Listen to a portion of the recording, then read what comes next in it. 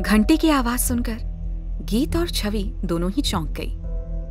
अरे पता नहीं इस समय कौन आ गया है, तुम यहीं आराम करो, मैं देखती हूँ। इतना बोलकर छवि कमरे से बाहर निकलकर दरवाजे के पास पहुंच गई।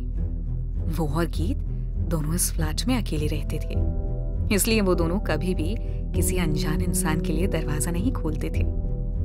कौन है और किससे मिलना है? छवि ने बिना दरवाजा खोले पूछा। क्या मिस गीत कपूर इस समय घर पर हैं? दरवाजे के बाहर से एक सख्त आवाज ने बड़ी ही तहजीब से पूछा। छवि सोचने लगी कि कौन गीत के लिए पूछेगा, वो भी इस समय। उसकी तो सिर्फ एक मैं ही दोस्त हूं और मैं अभी उसके साथ हूं। मुझे लगता नहीं कि शान इतनी तमीज से गीत के लिए पूछेगा, और वैसे भी अगर उसमें थोड़ी सी भी शर्म बची है ना, तो वो कभी भी गीत से मिलने नहीं आएगा। छवि इन्हीं ख्यालों में मग्न थी कि अचानक से किसी ने दरवाजे को जोर से धक्का देकर उसे जबरदस्ती खोल दिया, जैसे कि इंतजार करना इस इंसान को आता ही नहीं है।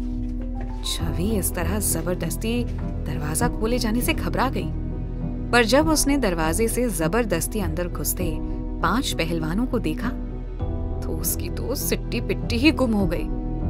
वो 5 उसे गुंडे लग रहे थे अपने काले सूट में। फिर भी छवि ने बड़ी हिम्मत करके दरवाजे के बगल में खड़ा डंडा उठाकर इन 5 गुंडों जैसे इंसानों को डराने की कोशिश की। कौन हो तुम लोग और किसने भेजा है तुम लोगों को? चले जाओ तुम लोग यहाँ से, वरना मैं शोर मचा दूंगी। क्या मेरी दोस्त को धमकाने के लिए तुम्हें दिव्या कपूर ने भेजा है, या फिर उस चुड़ैल पलक कपूर ने? कपूर खानदान को इतनी भी शर्म नहीं आती कि वो अपने बिजनेस में हुए नुकसान की भरपाई करने के लिए अपनी भांजी का सौदा करने पर आमदा हो गए हैं। छवि के इन बातों का इन लोगों पर कोई असर नहीं हो रहा था।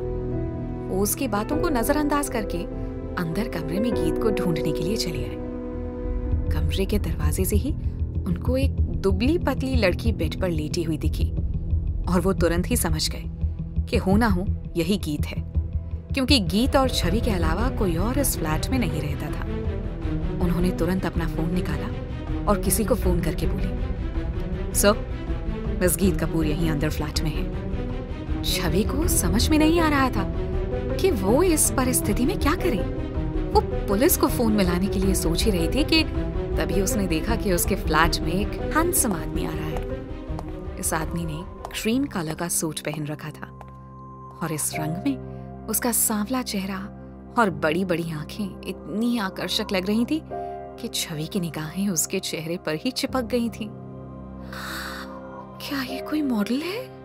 इसका गठा शरीर और चौड़े कंधे देखकर तो लगता है कि ये रोज 2 से 3 घंटे जिम में जरूर बिताता होगा। ये दिव्या कपूर का भेजा हुआ आदमी हो ही नहीं सकता। इसके हाव भाव देखकर तो लगता है कि इसकी पहुंच बहुत ऊपर तक है, और उसके पास बेशुमार पैसा है। छवि ये सोच ही रही थी कि अंदर के कमरे से आती हुई गीत की आवाज उसके कानों में पड़ी। मैं ही गीत कपूर हूं, तुम लोगों को जो भी बात करनी है मुझसे करो, बाहर खड़ी मेरी दोस्त को जाने दो। गीत अपने कमरे में ही हाथ बांधे खड़ी इन 5 इंसानों से बोल रही थी। गीत का जुकाम से गला बैठ गया था, और अब उसकी कोयल जैसी मीठी आवाज भारी हो गई थी। वो बेड को पकड़कर उठी तो उसकी निगाह उसके रूम के दरवाजे पर खड़े युग मेहरा से मिल गई। तुमने मुझे ढूंढा कैसे? गीत युग को अपने कमरे के दरवाजे पर खड़ा देखकर सकपक आ गई थी। उसे समझ ही नहीं आ रहा था कि युग ने उसको ढूंढने की जहमत क्यों उठाई। आखिर चाहता क्या है वो उससे? युग गीत के सफेद चेहरे को देखकर और उसकी भारी आवाज को सुनकर पता नहीं क्यों कुछ परेशान सा हो गया था। वो सोच रहा था कि पता नहीं कैसे ये लड़की एक दिन में इतनी बीमार पड़ गई। वो सोच रहा था कि पता नहीं कैसे ये लड़की एक दिन में इतनी बीमार पड़ गई कि इसके चेहरे की रौनक ही गायब हो गई। परसों रात जब ये मेरी बाहों में थी तब तक तो ये एकदम ठीक थी, एकदम परी की तरह सुंदर और मासूम लग रही थी। उस रात की बात याद आते ही युग की निगाहें अपने आप गीत के चेहरे से सरक कर उसके पहने हुए नाइट गाउन पर चली गई। गीत ने भी युग के सूट से मिलते हुए क्रीम कलर का नाइट गाउन पहन रखा था, जिसके गले पर क्रीम रंग के ही लेस लगे हुए थे। हालांकि इस गाउन का गला बहुत ज्यादा गहरा नहीं था, पर युग को अभी भी अपनी दी हुई लव बाइट्स गाउन में से झांकती हुई दिखाई दे रही थी। गीत को इस तरह से देखकर उसे एक अलग सी खुमारी छा गई थी।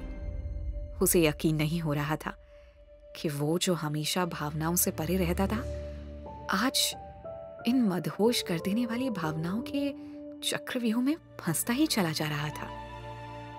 ये गाउन सिर्फ गीत के घुटने तक ही आ रहा था और उसके बाद गीत की पतली और खूबसूरत टांगे दिख रही थीं। उसकी त्वचा पर कहीं कोई निशान तक नहीं था। ये गाउन इतने पतले कपड़े की बनी थी कि इसमें से गीत का परफेक्ट फिगर साफ साफ झलक रहा था। युग की निगाहें गीत की इस नाइट गाउन से हट ही नहीं रही थी, और तो और उसकी धड़कनें भी कुछ ज्यादा ही तेज हो गई थी और सांसें भी तेज चलने लगी थी। तभी छवि की बाहर से अंदर आने की आवाज ने युग का ध्यान अपनी तरफ खींच लिया। वो गीत के खुमार से निकलकर हकीकत में वापस आ गया। उसे तुरंत ही ये ख्याल आया कि जिस तरह वो गीत के परफेक्ट फिगर को उसके गाउन में से देख सकता है, उसी तरह बाकी के लोग जो उसके कमरे में मौजूद हैं, वो भी तो गीत को देख सकते होंगे। ये ख्याल आते ही युग की त्योरियां अपने आप ही चढ़ने लगी। एक अजनबी लड़की जिसके साथ उसने सिर्फ एक रात बिताई थी, अब उसकी जिंदगी का अहम हिस्सा बनती जा रही थी। उससे अब ये ख्याल बर्दाश्त नहीं हो रहा था कि उसके अलावा कोई और भी उस लड़की को उसी निगाह से देख सकता है जिस निगाह से वो उसे देखता है। उसने तुरंत अपने दोनों हाथों की मुट्ठियां भींच लीं और बड़ी बेरुखी से अपने 5 बॉडीगार्ड्स और छवि को इस घर से बाहर निकल जाने को कहा। युग की बात सुनकर बिना एक भी पल गंवाए बॉडीगार्ड्स अपने साथ छवि को लेकर घर से निकल गए। कुछ देर पहले तक जो घर लोगों से भरा हुआ लग रहा था, वहां अब सन्नाटा पसर गया था। अगर उस सन्नाटे में कुछ सुनाई दे रहा था तो वो थी 2 दिलों की धड़कनें। गीत और युग बस एक दूसरे को बिना पलक झपकाए देखे जा रहे थे। गीत अपने मन में सोच रही थी कि एक बात तो माननी पड़ेगी, ये आदमी बहुत ज्यादा हैंडसम है। इसकी बड़ी बड़ी आंखें और उन पर लंबी लंबी आईलैशेस किसी भी लड़की को अपना दीवाना बनाने के लिए काफी है। ये सोचते सोचते गीत को छवि का ध्यान आया। देखो, तुम यहाँ जिस भी काम के लिए आए हो वो मुझे नहीं पता, पर इन सारी बातों से मेरी दोस्त का कुछ भी लेना देना नहीं है, इसलिए तुम उसे कुछ भी नुकसान मत पहुंचाना। हाँ, तुम्हारी दोस्त को कुछ नहीं होगा। युग का ये जवाब सुनकर गीत की जान में जान आ गई। अब वो सोच रही थी कि इस आदमी में कुछ तो बात जरूर है, जो जब भी मैं इसे देखती हूँ तब तक मेरी धड़कनें कुछ तेज सी हो जाती हैं। पर ये यहाँ क्यों आया होगा? क्या ये मेरे साथ बिताई हुई उस रात को बहुत बड़ी गलती मान रहा है? अपॉर्चुनिटी तो मैंने खोई है, पर लगता है कि इसे मुझसे ज्यादा पछतावा हो रहा है, तभी तो ये आज यहाँ आया है। क्या मेरे साथ एक रात भी बिताने ये बर्दाश्त नहीं कर पाया, जो यहाँ मुझसे बदला लेने के लिए आ गया है?